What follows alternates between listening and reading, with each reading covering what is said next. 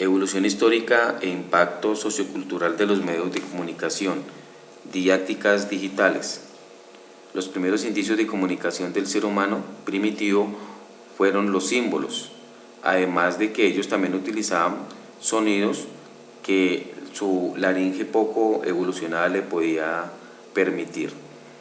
Con el desarrollo de este ser humano primitivo a través de millones de años, ya podemos hablar de una combinación de signos con sonidos inicialmente propuesta por los fenicios en Grecia, y así surgió el primer alfabeto y consecuentemente fue adoptado por las culturas occidentales de la época.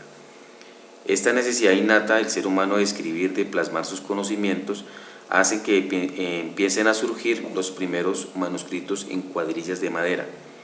La invención del papel hacia el año 105 a.C. desencadenó una gran demanda de libros, tras llegar el conocimiento del uso del mismo a Europa 1000 años después de su invención. A la par, en la Edad Media apareció la xilografía, inventada por el alquimista chino Pi Zheng, tras la necesidad de acelerar el proceso de elaboración de manuscritos.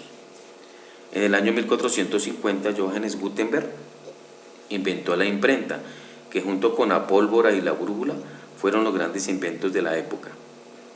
Precisamente este invento de Johannes Gutenberg estaba basado en la xilografía, y él modificó una prensa de uvas a la cual le colocó un conjunto de caracteres móviles metálicos, y gracias a este instrumento él pudo elaborar de manera masificada los libros que inicialmente se estaban imprimiendo, como fueron las Biblias.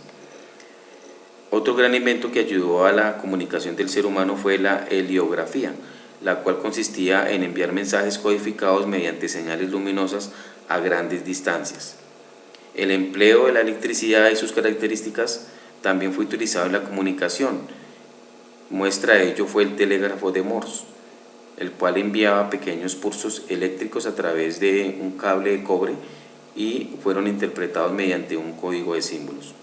El teléfono también surgió después y se basaba en la utilización de un diafragma cerca de un electroimán, y fue inventado por el francés Carlos Bourcel. Y pues simplemente se aplicaba a las variaciones de la presión del aire producida por la voz. Pero aún así surgía la necesidad de transportar los sonidos a grandes distancias, como por ejemplo los barcos en alta mar. Ya no se podía utilizar medios alámbricos, sino surgía la necesidad de comunicarse mediante medios inalámbricos. Gracias a la correcta interpretación de la teoría electromagnética de la luz propuesta por Maxwell y las características presentadas de los sonidos de las ondas hertzianas, surgieron los primeros indicios de radiocomunicación, y esto fue los primeros elementos que se tuvieron en cuenta para la comunicación inalámbrica. En el año 1891, el ingeniero estadounidense Nikola Tesla desarrolló un generador electromagnético que producía altas tensiones de elevada frecuencia, denominadas radiofrecuencias, mediante la utilización del aparato bobina de Tesla. William Crookes, en una publicación que realizó, propuso las bases de la comunicación sin hilos mediante la utilización de las ondas electromagnéticas. Oliver Long inventó el primer sistema de comunicación inalámbrica basándose en los trabajos de sus antecesores. Finalmente, surgió un elemento innovador para captar y radiar las ondas electromagnéticas que se denomina antena, propuesta por el físico ruso Popov. Todo esto dio origen a la creación, a la invención de la radio, por Reginald Fresnel, un físico canadiense, el cual fue pionero en la transmisión radiofónica.